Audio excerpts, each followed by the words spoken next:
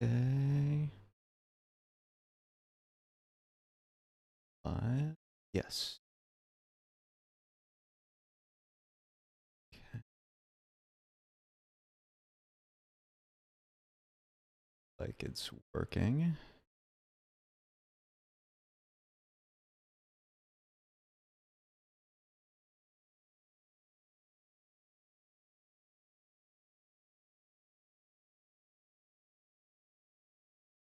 Chat. Work.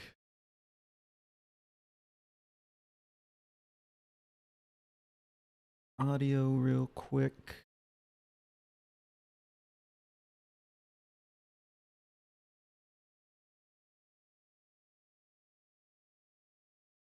Monitors are worth it. All right.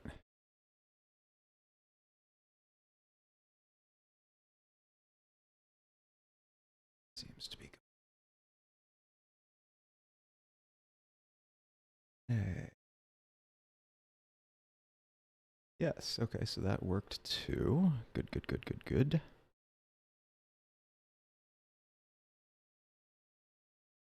Get adjusted in a couple of minutes. Wait and see if anybody up. All very experimental.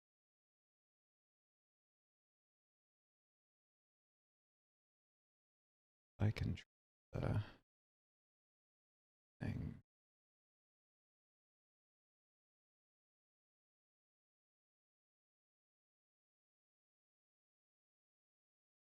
Haha.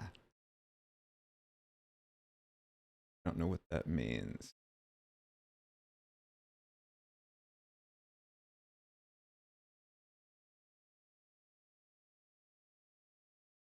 Wondering. Saturdays at 10 a.m.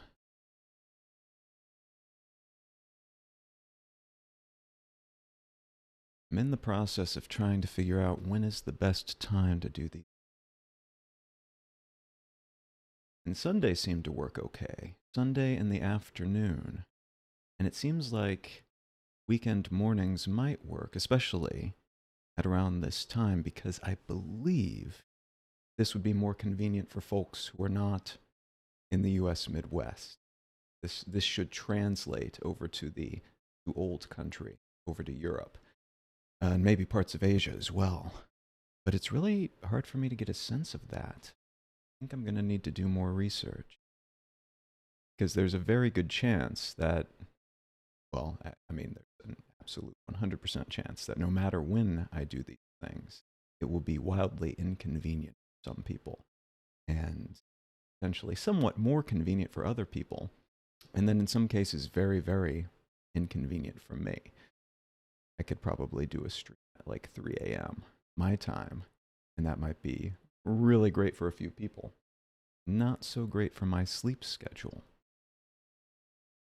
And I feel like there's got to be a way to see data for Twitch that indicates who's tuning in to what sorts of streams at what time of day. But I don't know where to find that yet. Maybe that's what I'll do this next week. Try to figure out when is the optimal time for this sort of content. Maybe I just need to give in and start playing video in front of people. That seems the currency of the land here. Hey, welcome. For anybody who's joining, I don't have it pulled up right now. See who might be joining, but for anybody who's joining, if you're feeling it, please feel free to drop a comment. Let me know where you're tuning in from. I'm going to get started here in another minute or so.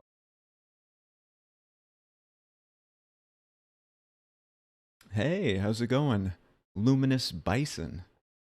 That's a much better name than mine. I love that.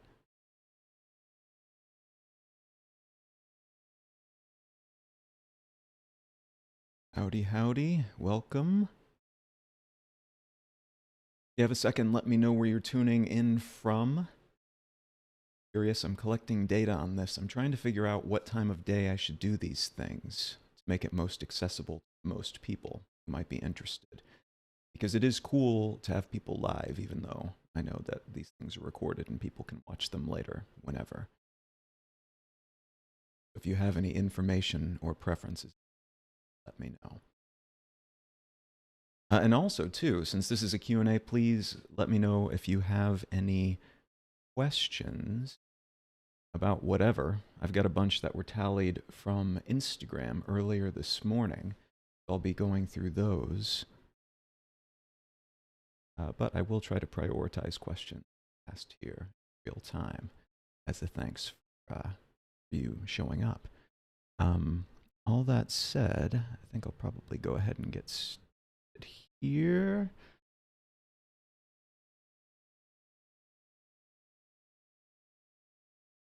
Oh, perfect. I'm super new. This is the second time I've done anything on Twitch, and I haven't really watched much Twitch content, so I'm an absolute newbie, and I'm stumbling through so many things that are probably obvious to everybody else. I'm learning in public and probably making an ass of myself in so many ways, but that's part of the fun of learning, I think. So I'll go ahead and get started here. Somebody asked, how are you spending your morning? And it is indeed morning. It's late morning here. Beautiful Milwaukee, Wisconsin in the United States. Cold as hell outside, which is great. That's my preference. And typically I spend my morning these days. I recently got a diagnosis of Hashimoto's syndrome or Hashimoto's disease. It's a genetic thing where basically your immune system attacks your own thyroid, located up here somewhere. And the thyroid regulates all kinds of important chemicals in your brain and throughout your body.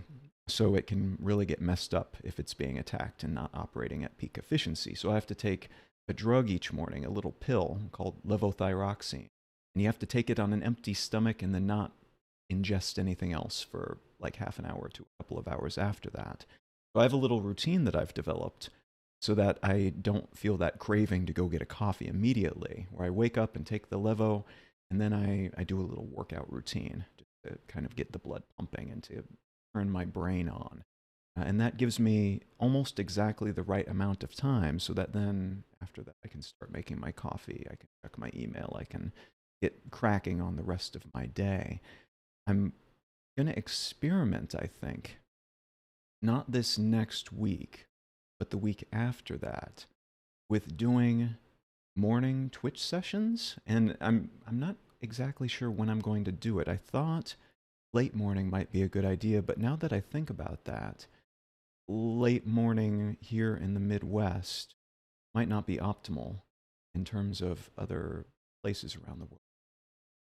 So I might do it earlier, but I'm thinking of doing a news chat and taking 3 subjects, things that I do for another project of mine called One Sentence News, and then hopping on in the morning and essentially talking about these topics and discussing them from the perspective of somebody who professionally does news analysis, adding some additional commentary, and then trying to share what I can about critical thinking when it comes to events. So that might dramatically adjust my currently fairly chilled out, doing a little exercise, making a coffee, slowly waking up my brain type of routine.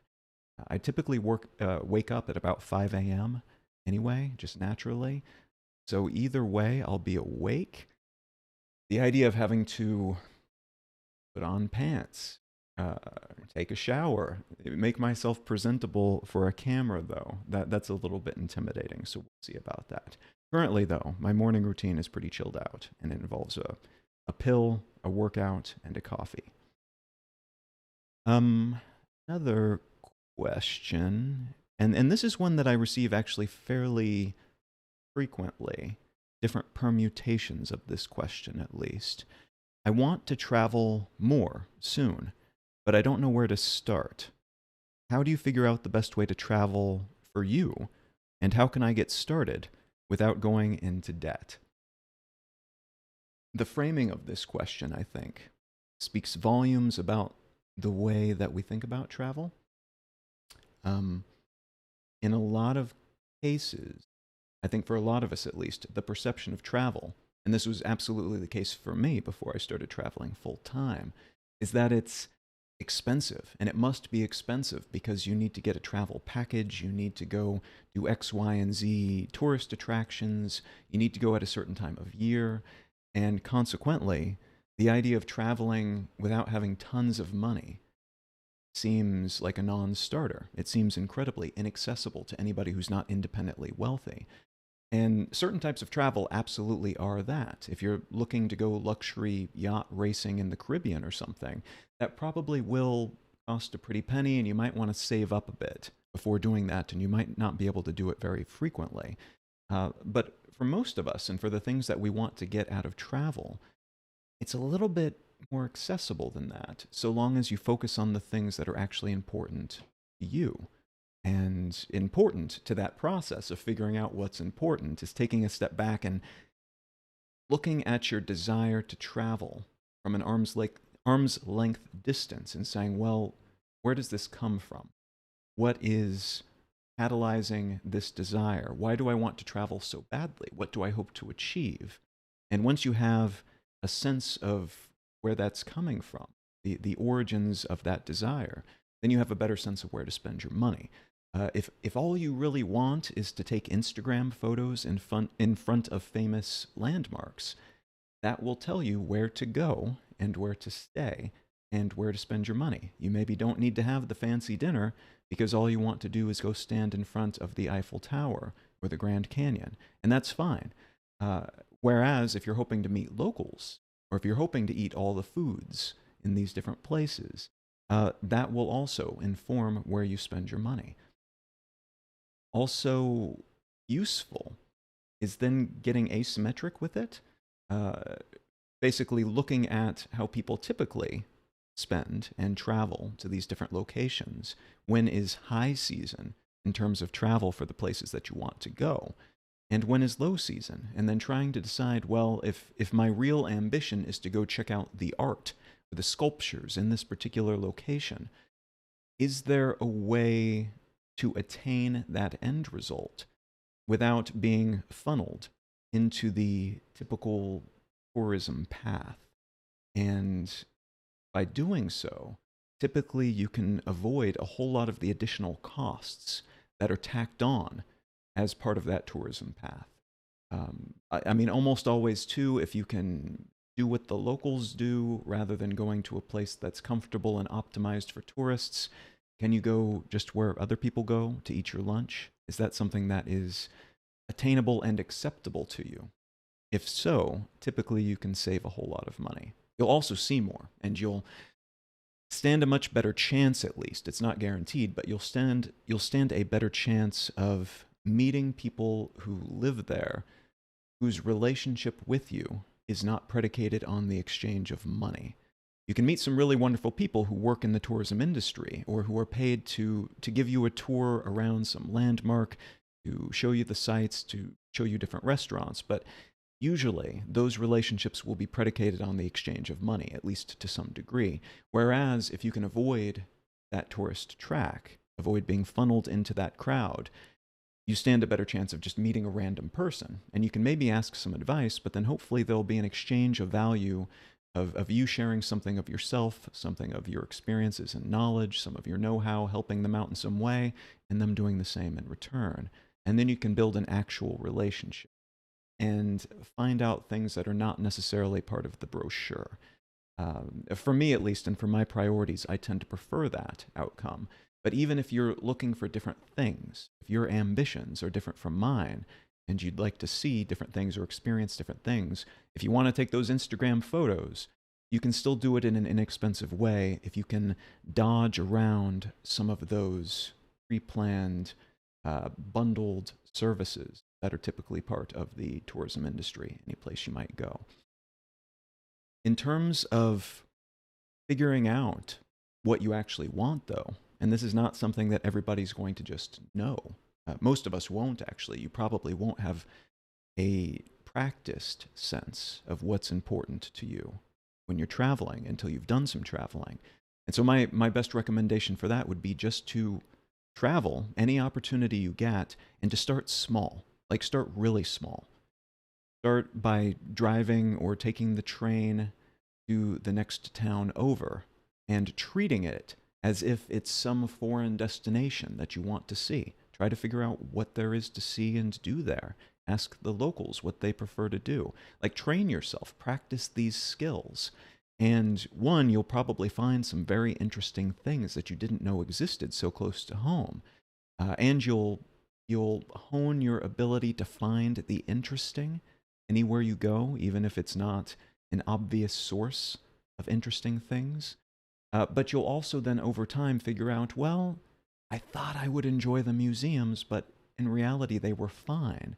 But what I really liked were the parks. What I really liked were the tacky roadside attractions. What I really liked was just meeting random strangers and asking them about their life and their background. And the more you do this, the more you triangulate with greater accuracy and resolution what it is you actually hope to get out of these experiences. And again, that can inform then how you plan your travels in the future, which makes it potentially less expensive, but it also ensures or makes it more likely. It doesn't ensure, it makes it more likely you'll get what you want out of these experiences, rather than spending a whole lot of time, energy, and resources on things that should be fun, but then are disappointingly not fun because you're aimed at the wrong thing.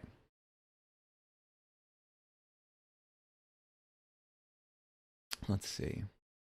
Oh, here, this is actually a somewhat connected question. Any travel industry predictions, given everything that's happening in the world right now? And the subtext there, I think, is we're in the middle of a global pandemic, and there's a great deal of uncertainty and fear and upending of certain industries. A whole lot of countries and a whole lot of industries within those countries are not having a very good time. And service sectors, too, all over the world are having issues in terms of just being able to hire people, I think with good reason.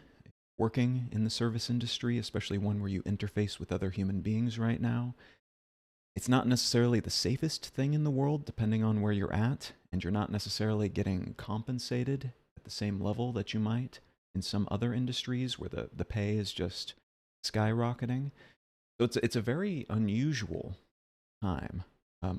Overall, I think you could make that argument that it's unusual in general, broad-based right now, but it's unusual for travel right now too. And part of that is just you might book a ticket on a plane or a train or a bus and it'll be canceled. It might be canceled because you can no longer get to the country where you wanted to go. You're not allowed to go there in general, or because of your vaccine status, because you tested positive or at least didn't test negative for COVID. Or it might be canceled because they couldn't get enough pilots, flight crew on the plane. Because of all this, I would suspect, and this is just me speaking as somebody who's done a great deal of travel and somebody who's paying attention to some of the numbers on this to perhaps an unusual degree, I would expect that we'll see more refinement and focus within some of these spaces in the future, where there will be fewer trips available, at least for a couple of years, as some of these industries focus on the most profitable and reliable ones. And I suspect we'll probably see the same in terms of hospitality, in terms of hotels and Airbnbs and things like that as well.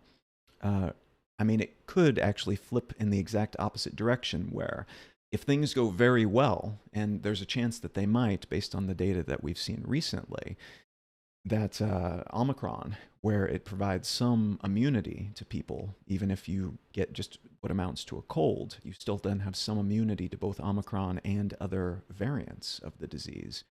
That could be great, because then it gives at least some immunity to just about everybody at the rate that it's spreading, almost everybody. And that could mean within a couple of months we'll be in a very good place compared to where we've been. And then it could be that there's all this pent-up energy and resources that people have been holding on to. They're like, man, I've been permitting for so long, I just need to go somewhere and get out. And that could lead to a great deal of expansion, essentially overnight. And so it could be the opposite. Rather than refinement, it could be just like this explosion of desire for travel and for going out to restaurants and getting drinks and being around other human beings that leads to maybe an overexpansion that then at some point later in the year has to contract because those resources and that ability to travel dries up. It's really hard to say. I mean, those are two predictions that are polar opposites, but I think they're potentially equally likely based on where we're standing right now. Hmm, great question. How do you manage to have those real connections traveling when many people live on autopilot or looking at their phones? Um, it's tricky because we do that too, don't we? I mean, everybody does. And that, in my experiences at least, is part of what makes it not easy, but possible to build relationships as long as you approach them in the right way. Part of it is being willing to use the tools that are on those smartphones and other devices to make initial connections, to reach out to people on the internet, on social media. I've had a great deal of success with Instagram and Twitter with this, where you find people who seem to have similar interests that are located in the area you're going to. And you just reach out and say, hey, listen, you don't know me, but I like what you're doing. I'm a fan of this as well. And I'm going to this place where it looks like you're from. Do you have any suggestions, any advice on what I should check out? I don't know anything about the place I'm going. And in a lot of cases, people will they'll take the time, just out of the goodness of their hearts, to give you some insight that only locals have.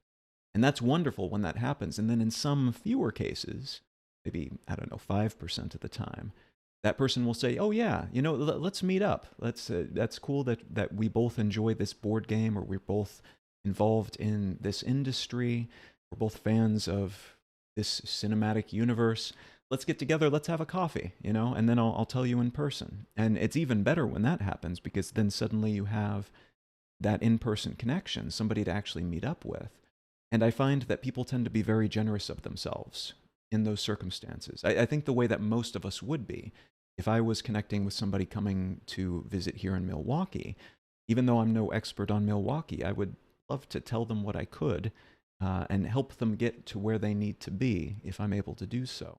And I think there's that desire in most of us to ensure that people who are coming to visit our hometown have a good time and enjoy it, and see the value in it, see the good in it that we see in that place, whatever that good or value happens to be. So being willing to use those tools is important. Going into a place and not expecting things of people, though, is also quite helpful. And being willing to be the dumbest person in the room and to be seen as being the dumbest person in the room also helps. And the reason that I say that is I think there's a pressure in a lot of societies to not show your ignorance. And that can stand in your way when you're actually looking for help, when you are ignorant about that place that you're going and you'd like to learn more and you genuinely have a desire to pick up new information about that place and come to know it better. You kind of have to make that evident to people that you're meeting, that you are in this place, you are the kindergartner, you are just starting out and you are in a student mindset. They have no way of knowing that, though, if you seem to know what you're doing, you seem to know where you're going, and you don't stand out in any way. And it's really uncomfortable at first, in my experience at least. Put yourself in that vulnerable state because you're kind of afraid of being judged or being seen as an ignorant person. But if you can just ask somebody, anybody you encounter really, you ask the person, you're going in to get a coffee, and you ask the person behind the counter, hey, I'm just visiting, is there anything you'd recommend that I check out for the day? That can inspire that same kind of connection as well, where people will tend to, just out of the goodness of their heart, go out of their way and make suggestions or make connections. I can tell you how many times, probably 5 or 6, just in the first couple of years that I started traveling, where I asked those kinds of questions of people, and I had people invite me out for meals. I had people invite me to their homes to meet their families and to have a dinner with them. It's remarkable, and you shouldn't go in expecting those sorts of things. It is a generous act, and it's not something that we should expect of anybody. But without being able to spark those kinds of connections and conversations, it's incredibly unlikely that you can have any kind of connection. Now, once you have that kind of spark, you can stoke it potentially into something more, into a full-blown conversation or even a relationship that then lasts even after you've left, where this is a friendship with somebody. You can continue to stoke that and kindle it by being as generous as you can with yourself. And that means picking up the meal potentially, but it also maybe just means sharing what you can, sharing resources, sharing connections, sharing stories, just sharing a good conversation. In some cases, some of the very same things that you're looking for, they're looking for as well. They're interested in what you might have to say, in the differences of opinions and backgrounds and experiences that you might have to share. So trying to imagine the best possible case scenario of the person that you'd like to meet and try to be that person for them. Try to provide whatever it is that they're looking for in a conversational partner, and you stand a much better chance then of getting the same in return. That's been my experience, at least. There's probably a lot of other tricks and techniques that you could use. I would say, in general, try to avoid anything too tricky and just keep it simple. Just be helpful, be humble, and be inquisitive, and do everything that you can in a respectful way, because you are in somebody else's home. You're in somebody else's hometown, homeland, and being inquisitive in particular in a respectful way with as little prejudgment as possible, that tends to help as well. That paves the way for a good conversation.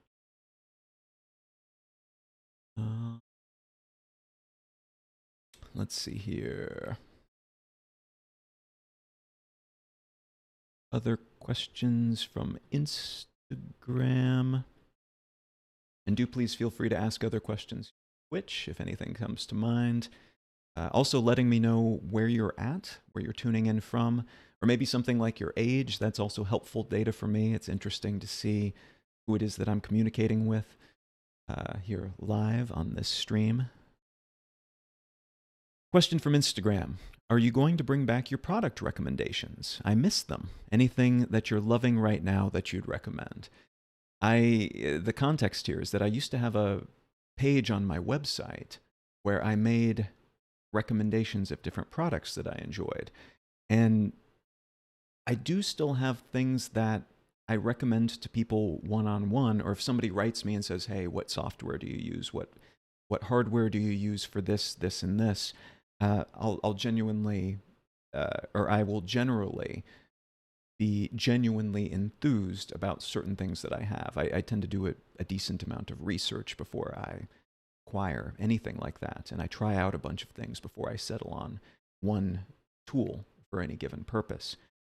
I ended up taking it down, though, because I found, or my sense at least, was that by recommending these things, it was in some cases encouraging people to go get stuff that they didn't need. And as somebody who's a minimalist, I try to focus on the most important things for me. And when it comes to possessions, that means making sure I know what it was that, or what it is that will serve my purposes optimally. But in doing so, and presenting, here's my optimal decisions, things that work for me, I was in some cases accidentally inspiring some of the desire to consume that a lot of advertisements inspire. And then people feel kind of a compulsion to say, well, this person recommended this thing and they seem to enjoy it. I should go get that thing. And until I get that thing, I will be unfulfilled, and I won't be in a position to create or enjoy or do any of the other aspirational things that I want to do. And that's definitely not what I want. I think it's possible to make such recommendations and to do other things that are similar, give house tours and things like this, things that are very well intentioned, and that in some cases can be just a wonderful way to share something of yourself and something of your discoveries and the tools that work for you, your enthusiasms with other people, and to do it in a way that does not stoke that desire to consume, that almost compulsion to get stuff just for the sake of getting stuff. But I took it down because I didn't feel that I was there yet. I didn't feel that I had, I don't know, enough caveats, or I was presenting it in the correct way to make sure I wasn't accidentally adding to that tidal wave of other stuff in our environment that's trying to make us buy stuff because we feel incomplete unless we have it. So if I can figure out a way where I feel more comfortable with that, and I can do it confident that in most cases, at least, it's not going to make people feel unfulfilled, like they're not enough unless they have this microphone, or they have this computer, or this travel bag, or whatever. And so that I'm not accidentally creating a sense in people that unless they have that travel bag or that microphone or whatnot, then they cannot make things, they cannot travel, they cannot do it and enjoy it in the way that I do. Once I get to that point, then I'll probably put that kind of page back up. I'm not sure exactly what that will look like, but I know that I felt a distinct discomfort based on some of the responses I was getting from people, where it became evident that people were buying just to buy. And they were looking for entertainment, was what it was. They were looking for entertainment to say, well, I don't necessarily need this program, this $50 thing that's really good for some people. I don't necessarily need it, but I will feel more complete, I think, if I buy this thing. And that's absolutely not the case. You are enough already. You're good. And there will be things that might add something to your life, but ideally, you do a lot of writing before you buy the piece of software that helps you write better. You do not rely on that external thing to fulfill you. That's a very long-winded and kind of preachy explanation, I know. Sorry about that. But I mean, that was the rationale for why I pulled down that page, despite having this long list of stuff that I found to be valuable. Is there anything that I'm loving right now that I'd recommend, like super generally? One of the best things that I've bought recently was a little $35 bidet that I had to hook up to my toilet myself. If you don't know what it is, they're not common in the United States, unfortunately. But a bidet it's like a add-on to your toilet that shoots a little jet of water to clean you off. And in a lot of cases, unless you're in a place that's drought-ridden, it's better for the environment because you use less toilet paper, less toilet roll afterwards. So that's good. And in general, too, it's much more sanitary. So that is something, if you can find one for like $50 or lower, and you're not afraid of doing the plumbing yourself. I'm not good at plumbing at all, and I put it on, attached it to my toilet in like 30 minutes. So that would be something that you might acquire that would probably add some value to your life, both in the installation and in the enjoyment of it. And it's something that's also good for the environment as long as you're not living in a place where water is super scarce. So get yourself a self-installation bidet if you have the desire to consume right now. Let's see, we've got a couple of comments here. Oh yeah, so on the previous stream, I had asked people if they knew anything about gaming on here, because here on Twitch, it's gaming focused, typically, and in a lot of cases, people play games and then just chat with people when playing games, which is valuable in some circumstances. That might be interesting to try at some point. But I really like the idea of playing with people who tune in, and I know that it's possible. I just don't know if it's possible with what I have. It might require specific equipment or a certain service that I don't have, but it's something I'd be interested in trying. And I think in a lot of cases the games are somewhat simple too, so anybody should be able to tune in and play along. It's like racing games or Tetris or something like that. It's not a big complicated RPG or strategy game. So if anybody has information on that, I'm going to be researching it to see if it is something that's possible, because I think that would be neat and a fun way to connect with other people from around the world, which is part of the rationale behind trying out Twitch to begin with. But if anybody has additional information on that or can point me to a link or something, that would be great. Hey, Nora, welcome, welcome. Thanks for tuning in. Have I thought about a live cooking stream? That would be interesting. My initial impression is that it probably wouldn't be super visually interesting for most people because I don't like doing a camera setup so that you can see the sexy shots of the food being cooked and such would be tricky. I do love cooking though, and it might be something where at some point instead of in lieu of playing a game and having a conversation, I might just set up a camera or a couple of cameras maybe in the kitchen where you can see different things, but mostly just I'd be tottering about making some food and having a conversation. I don't know if that would be interesting. It may be something that if I get more into this and I invest further in better cameras and things of that nature, that I could set up actually sexy shots of garlic and onions sizzling and things. But at the moment, it would probably be more of a chilled out, hey, I'm cooking, why don't you cook something too? We'll cook together, let's hang out, sort of thing. But that may or may not be something that anybody's interested in. I'm going to be trying out a lot of those sorts of things, though, that may or may not actually be any good. So I'll add that to the list of things that I'll be considering and giving a shot.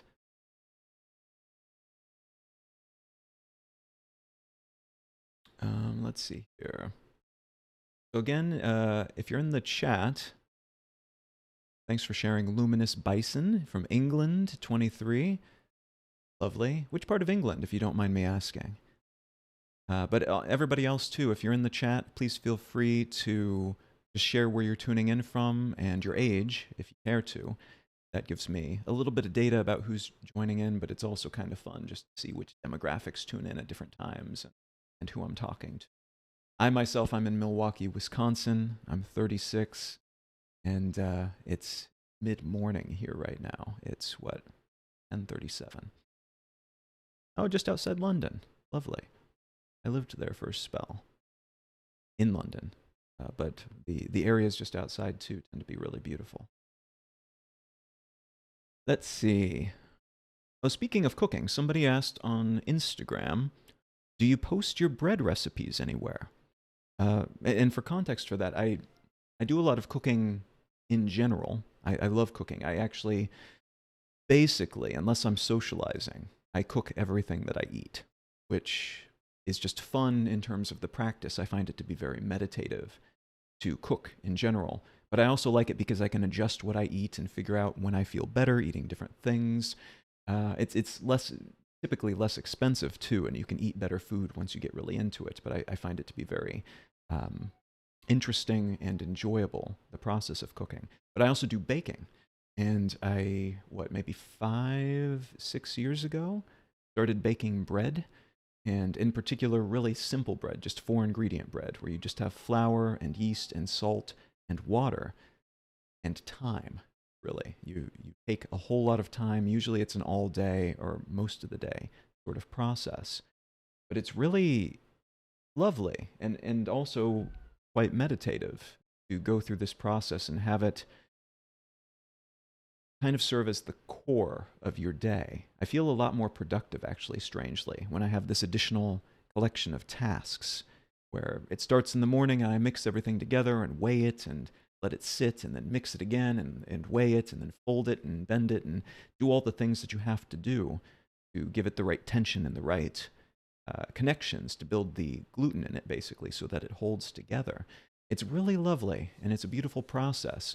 I do not post that recipe or any other recipe online, in part because most of my recipes are just adjusted versions of other people's recipes, so it wouldn't really be honest of me to approach it as if it's something I developed myself. The bread recipe that I use, or that I typically use, the collection of bread recipes that I typically use, are from a book, or they're adjusted versions of the recipes in a book called Flour, Water, Salt, Yeast, I believe is the title. It's some version of those 4 ingredients is the title. And it is basically just simple bread recipes. It's what's called unenriched bread, where you don't use other leaveners, you don't add milk, you don't add baking powder, things like that that you might use for other types of muffins or scones or biscuits. You just do super, super simple bread. And there's a kind of minimalist satisfaction to that, but it's not something that I invented or even have a particularly interesting version of it. Because once you know the general formula, you can take it and say, well, I want to make the same, but with this much wheat flour and this much white flour. And then you make adjustments based on that. And I want to make a boule today, which is like a big round loaf, or I want to make pizza dough today. And you take essentially exactly the same process, the same recipe, and you just like roll it out differently. So it would be interesting, now that you mention it though, to have like a Goodreads for recipes, where Goodreads is, it's a website where you keep track of the books that you read. And that's actually where I keep track of the books that I read. One, so that I can remember which books I've read recently, but also just to share so that other people can see what I'm reading and maybe get some inspiration from that and pick up a book that seems interesting. It would be fun, though, to have like a Goodreads for recipes, and that's got to exist, right? And it's 2022. If we do not have a good bakes or good cooks or something like that, somebody should make it. And if you do, or if you find it, please let me know, because I would definitely try that out and share the recipes that I'm using and any adjustments that I'm making to them. Yeah, Nora, I do too. I really like it. It's something that my entire life I could not cook. I could like burn water trying to boil it. I was so bad I had negative skill at cooking. And then I decided that I'm just going to do it. And that decision came with a whole lot of watching YouTube videos. And then I limited my scope too to make it more attainable. Because I don't know about you, but when I was learning to cook, or anytime I thought about learning to cook, it just seemed like there was so much stuff. And I didn't know which equipment I needed. And it seemed like I could easily spend a whole lot of money on stuff that just wasn't necessary and just never know it. And I might even ruin it, ruin all of the equipment that I bought just with my ignorance before I figured out how to use it. And so I limited myself based on the advice of a friend of mine who advised basically just get a cast iron combo cooker, which is a skillet and a pot that when you put them together, it makes a Dutch oven. So it's essentially three pieces of equipment in one, and a chef's knife. And that's it. And just use that, accumulate little spatulas and things as you need them, but otherwise keep it ultra simple so that it's not expensive, but it's also not intimidating. And you can get very good with just those few pieces that you acquire and get decent versions of them. But I think it cost me something like $50 to get started with all of the equipment I needed from the beginning. And then from there, you buy things as you either outgrow the equipment that you have, you move on to a better chef's knife or something, or you figure out you need a balloon whisk, and you figure out that you need that because you now have the knowledge to understand what you will use it for, and you can feel the lack of it with your current your arsenal of cooking tools. So that was my approach to it. And then I told myself, you will only eat what you can cook from this point forward. So the first week was pretty grim because I couldn't make anything. And I allowed myself to count like toasting bread and things as cooking and making sandwiches as preparing. But it really forced me to do a whole lot of research and read some books and to watch a whole lot of YouTube videos. And my YouTube viewing history at that point was just how to hold a knife, how to cut an onion, like just things that now seem incredibly simple and obvious to me, but at the time were very much not. These were not things I ever learned how to do. I was terrified I was going to hurt myself, that I was going to learn a skill incorrectly and then have to unlearn and relearn. And so just taking the time and forcing myself to do it, and forcing myself partially by eating really bad food for a while, and then immediately being able to taste the results of any growth that I had, any progress that I made, that was very inspiring to me. And then over time, you develop a habit, as it sounds like you have, Nora, where you it fits into your day, and it feels both satisfying and very kind of zen, where you get into the rhythm of it and it feels good, despite the fact that it is work and it's something that you have to do in order to get to the end point, which is food. That end point is more satisfying in some way because you went through that process. There's actually a psychological concept called the Ikea Effect, where we value the things that we've had some role in making, like Ikea furniture. We value and treasure those things more than things that we didn't. So you might have a sofa that you didn't put together and a sofa that you did, and it would actually, perceptually, the value that you imbue in the sofa that you put together might be higher than a comparable sofa that you didn't because of that invested time and energy. And I feel like the same is true with food, where a curry that you get from a restaurant might be good, but if you make the same curry at home, it might taste a little bit better just in terms of, the spice of satisfaction and fulfillment because of the effort that you put into it. And getting to feel good then about knowing what's in it and knowing that you played a role in making that thing tangible and manifest. Luminous Bison asked, have you tried beer bread? I have eaten it. I have eaten beer bread in the past, and I've actually had it a couple of times here in Milwaukee too, which is a big beer city. I don't know if you know anything about Milwaukee, but there's a lot of beer brands here, and it's a big part of the local culture. I should probably give that a shot, though. If I remember correctly, oh wait, maybe I'm thinking of soda bread. Soda bread is pretty easy. I don't know if beer bread is as well, though. Do you know anything about that? And if so, do you have a link maybe that you could share that I could click through and get a beer bread recipe? Oh, and Chris Because, welcome. Thanks for the input on that. Maybe I will do a cooking thing. It seems like people might enjoy that. I think I would enjoy it. And Drian M, welcome from Jakarta. Lovely. Oh, thanks for tuning in so late. I appreciate that. I've never been to Jakarta, but it seems like such an interesting place. It's on my... I've got this long mental list of places that I want to go because I've been to maybe, 60, 65 different countries? And I count countries only when I've been outside the airport and actually had the chance to explore for a bit. So a little bit more than that in terms of seeing, South Korea's airport, but I haven't been to South Korea. And Jakarta is one of those places where I think I've passed through before at the airport, but I haven't had the chance to explore, and I'm very, very keen to do so. If you have any travel advice, actually, of things to check out in Jakarta, I'd be very interested in that too, if you don't mind sharing. Oh, so the beer is okay. The beer is what causes it to rise. I'm gonna have to look that up. I'll check that out. Maybe. Well, it depends on how long it would take, but maybe I'll live stream making some beer bread. You guys are planting a lot of good idea seeds here. I might check that out. That sounds like fun. And I might fail too, which would actually make for a very good live stream.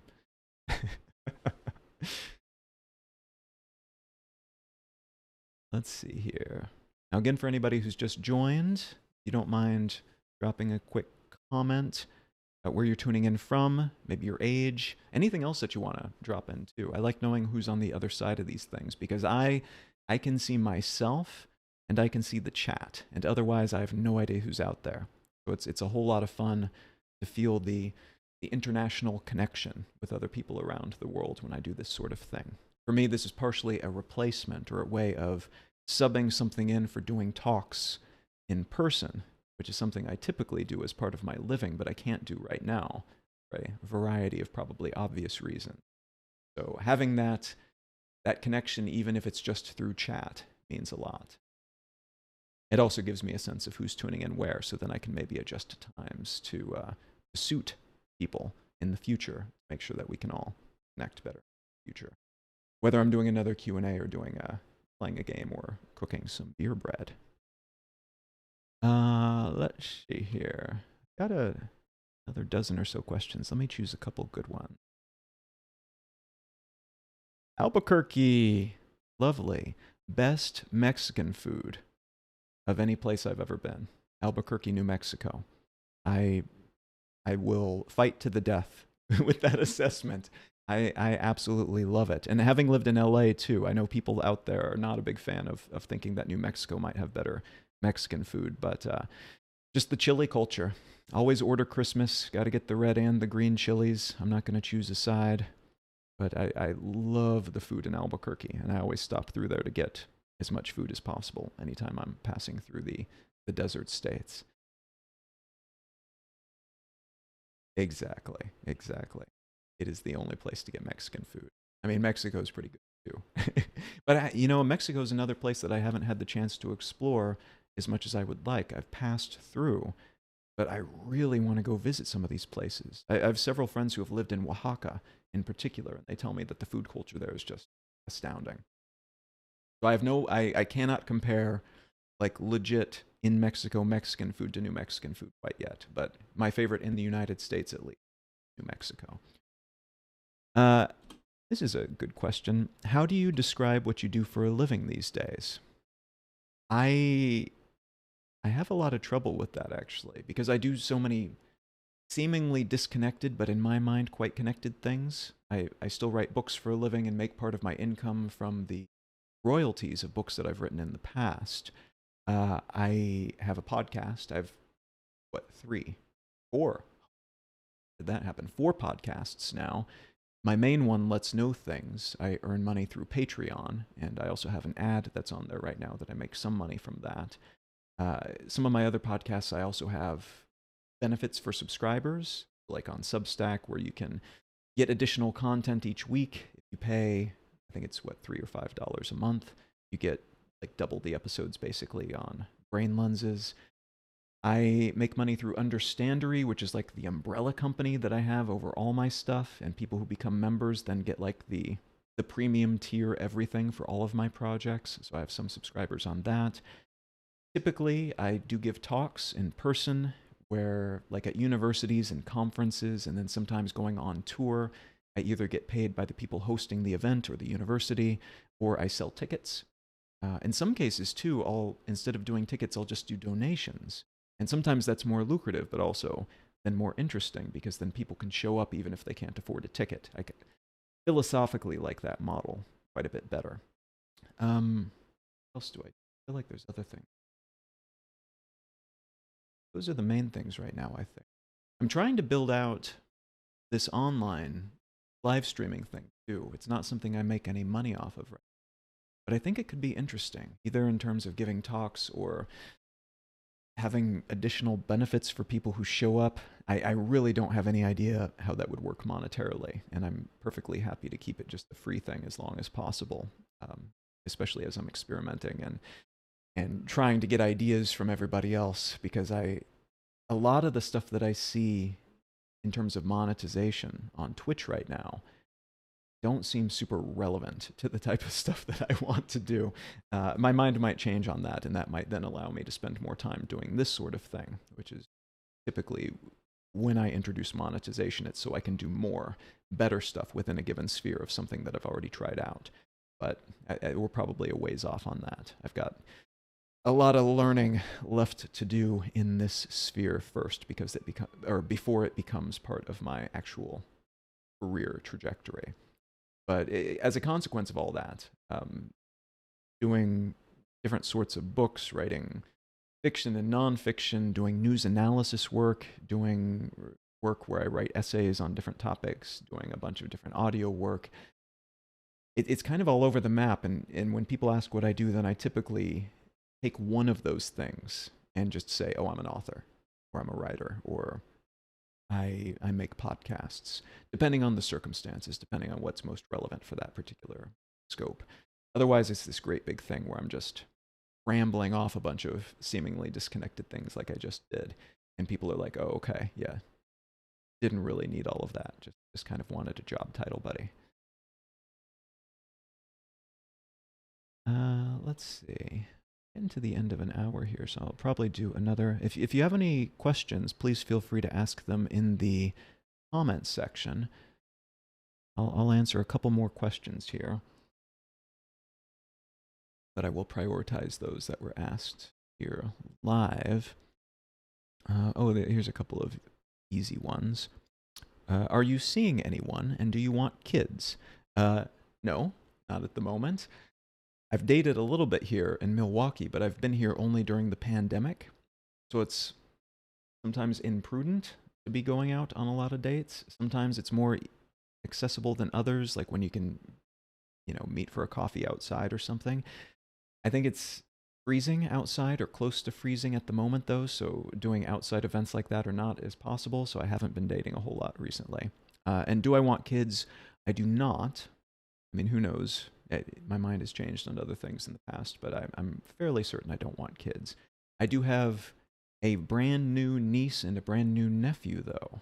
So I've long been excited about being an uncle to those kids and to any others that come along. I've already got tons of niece and nephew fur babies, and now I've got actual human nieces and nephews. So that will be my focus in terms of children in my life. Are you gay? No, I'm not. I'm very supportive of all my gay friends, though. But no, I am straight. Are you vegan? I'm thinking of going vegan, but not really sure how to start since I've always eaten a lot of meat and have a kind of unhealthy diet. So I'm not vegan. I mean, I could probably claim to be like 95% vegetarian and maybe 80% vegan. I'm not big on the labels, though. I think labels in general are not necessarily ideal for discourse, but also personal practice, because then it sets these standards that are not necessarily your standards for things. And then you're, like, say, for example, you're 80% vegan.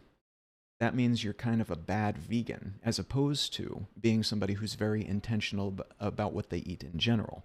And I prefer to think of myself as somebody who's just careful with what I eat.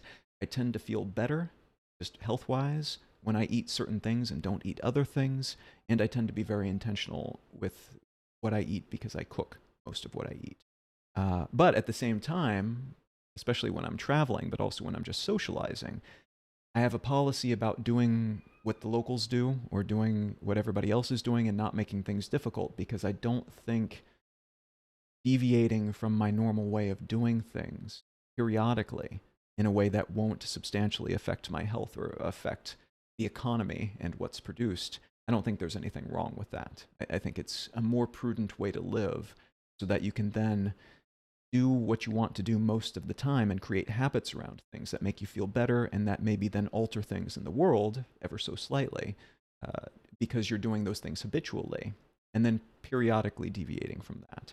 That's probably better for your gut, too, to just do things that are totally off kilter from your normal way of doing things periodically. But it's also just, it's a better way to enjoy things. And for me in particular, traveling the way that I do, it would be difficult to have the experiences that I have and show the respect that I want to show to people if I had a bunch of preferences that were ironclad that I could not deviate from in the moment.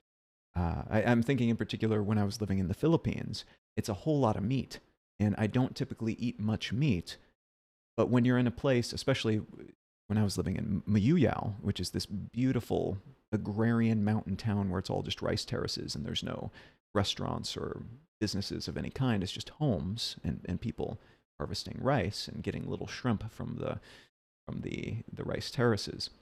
Like, you kind of eat what you have to eat, otherwise you're putting yourself and everybody else around you in this very uncomfortable situation. And you're not able then to participate in all of the events and ceremonies and holidays and birthdays. I went to a retirement party when I was there, and it was great. And it was a bunch of food I don't typically eat. But in those circumstances, I want to show that respect and to be able to appreciate the effort that somebody else put into it, and then also to be able to participate in those sorts of things without being the person who's demanding that I be catered to. I think it's important that you have ideas and ideologies and philosophies that you think are important, but I also think that it's usually good. I'm sure there's cases where this is not the case, but it's usually good when you can to be malleable about that in circumstances where it makes sense to do so. So The shorter answer is, I mean, I'm kind of sort of vegan by some people's estimations. I'm probably more vegetarian than vegan most of the time, but I'm not perfect in either of those cases, and I prefer not to use those labels in most cases. In terms of people who are considering going off of, or not consuming as much meat and going more vegetarian, this person had included the statement that they have kind of an unhealthy diet. I know a lot of unhealthy vegans. Like Oreos are vegan. There's a lot of junk food that's vegan. And in fact, a whole lot of the newer healthy food that's marketed as being like sustainable and vegetarian or vegan and healthy, a lot of that stuff is really bad for you. And there's a reason that the majority of people I know who are either vegetarian or vegan or pescatarian or paleo or have some kind of other diet preference like that, they make most of their own food because a lot of the stuff that's available prepackaged or pre-made is not great for you. And that's not a statement about these particular dietary preferences. It's a statement about the prepackaged food industry, I think. All that stuff is just processed all to hell, which is probably fine in moderation. But if you're really wanting to have a healthier diet, rather than saying, I'm going to be vegan and then I'll be healthy, probably try to figure out what makes you feel better. Figure out a bunch of dishes that you know are healthy or healthier, that have a balance of nutrients and vitamins and things that you need, enough protein, enough fiber, and then try to work those into your diet more steadily and do them in such a way that you enjoy them. So it's not something that you're doing to yourself, it's something you're doing for yourself. And then slowly over time, just integrate more of that, rather than it being something where you're giving up all of these things that you love. Make it something where you're integrating all of this stuff that you love more, because it tastes good and you enjoy it, but also because it makes you feel better. That would be my advice for making it something where it's not a dietary restriction. It's like a change in your focus and preferences and where you're putting your energy and resources. That's what's worked for me anyway. And I feel much better than I did even when I was in my 20s. In large part, I think, because of decisions like that I've made that then, over the course of a couple of years, become my new normal. And then let's do one more question here. Oh, here's a good one. Do you have a journal or diary? And if you do, how do you use it? Do you have a habit or routine to keep up with it? Do you use a special app? Handwrite it in an actual book, etc. Let's see. I do have a journaling habit. It's not something that I do every day, though. And there have been times when I have, but I've personally found that when I decided that I would just journal every single day, I didn't necessarily get as much out of it. Whereas now, I'll journal every couple of days typically, and every once in a while I'll go a week without writing an entry.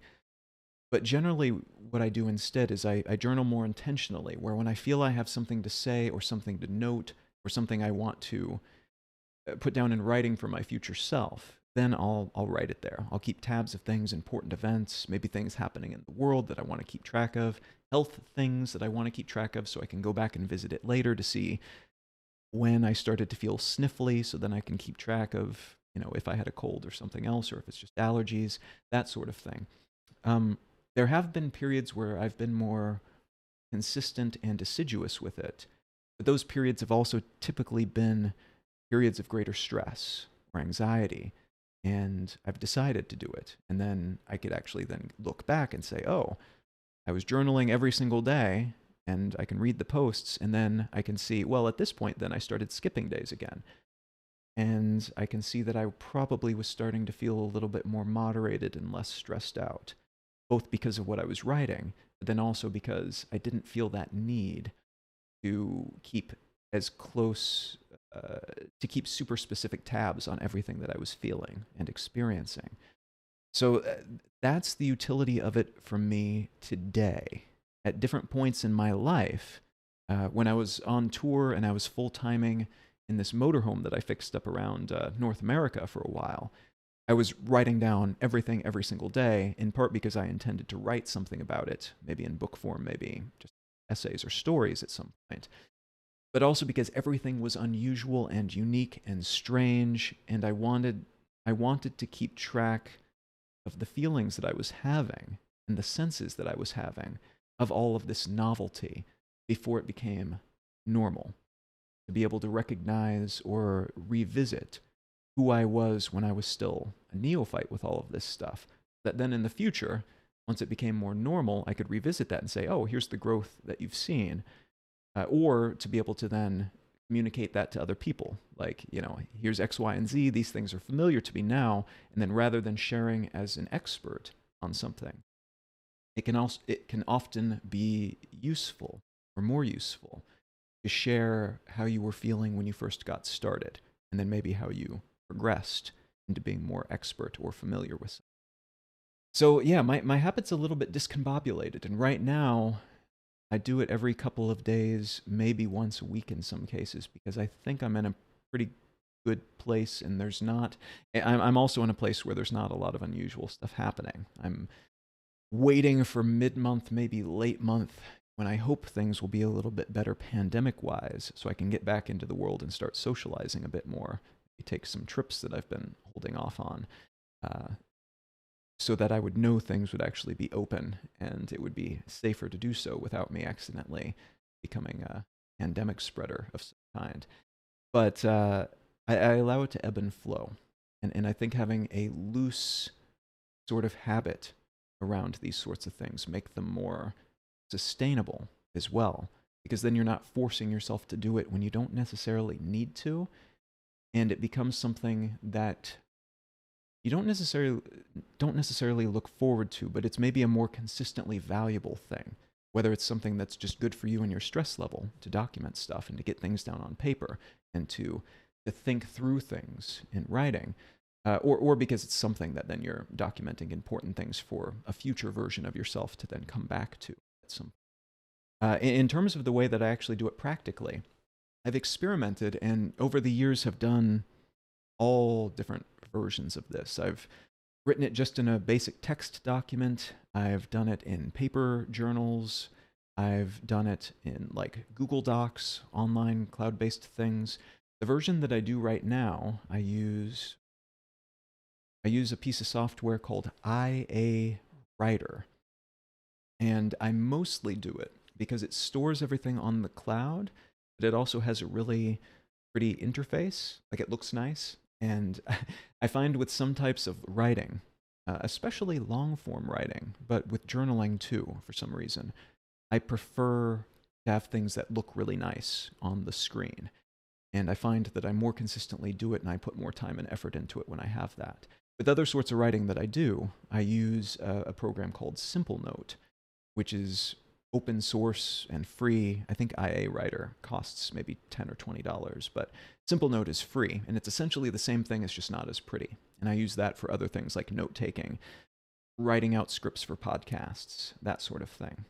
So finding the right balance for you and what keeps you coming back to it and doing it as consistently as you want to do it is worth checking out. But I think it's also worth experimenting with handwriting, with typing. Different people have different preferences. For me, I'm a very slow handwriter, and it like makes my wrist ache after a while, which I think says something about how often I handwrite these days. But I also find that I communicate more clearly with typing than I do when I'm handwriting. Some people are the opposite. Try out a bunch of different tool techniques. Probably stick with free ones at first, because why not?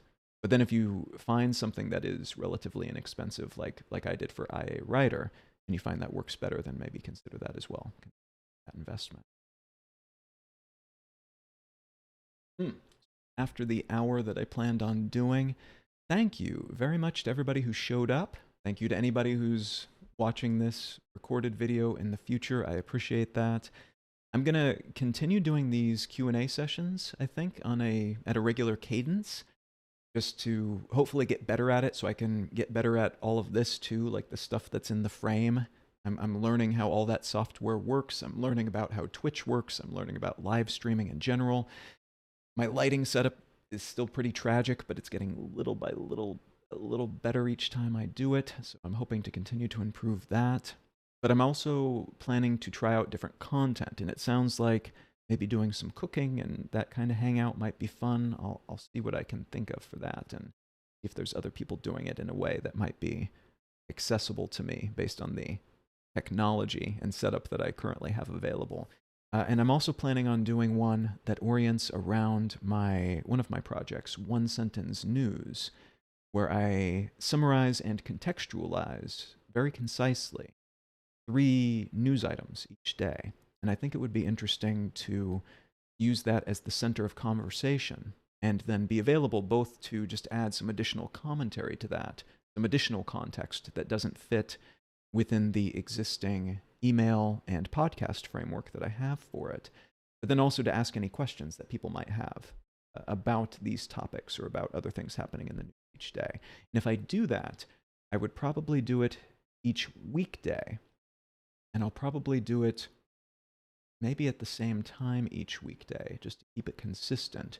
But if anybody has any feedback on what time of day would be optimal for that, Monday through Friday, please let me know. Because I've been working from home, not in an office, not around other people for a very long time, like, 12 years, going on 13 years at this point. So my sense of what people's schedules look like is not good.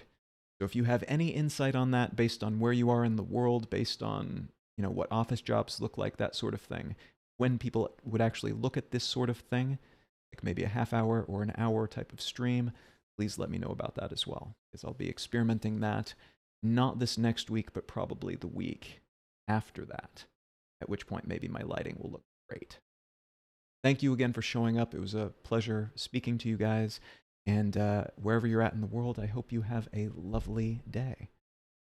See ya.